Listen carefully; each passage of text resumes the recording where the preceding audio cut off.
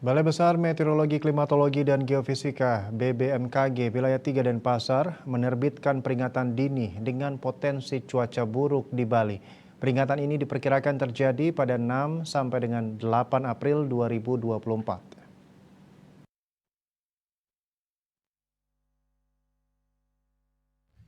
Menurut Kepala BBMKG Wilayah 3 Cahyonugroho di Denpasar, peringatan dini itu yakni potensi hujan dengan intensitas sedang hingga lebat yang dapat disertai petir dan angin kencang berdurasi singkat.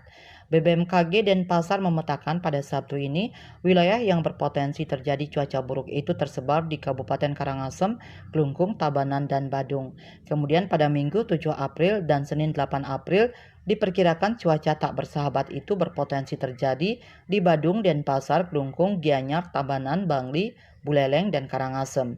Sedangkan wilayah yang berpotensi terjadi angin kencang yakni Bali bagian selatan yang diperkirakan terjadi pada 7-8 April 2024.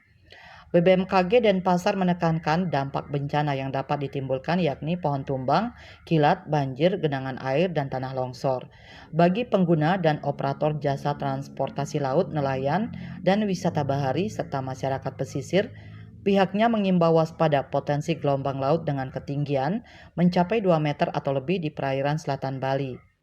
Sebelumnya pada Kamis 4 April, BMKG mendeteksi kemunculan bibit siklon tropis baru 96S di sekitar Laut Sawu dan diidentifikasi menunjukkan kecenderungan menguat secara perlahan dalam beberapa hari ke depan.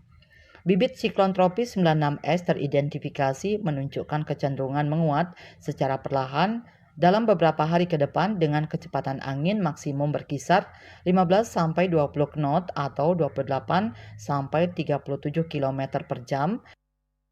KMB Bali Pos melaporkan.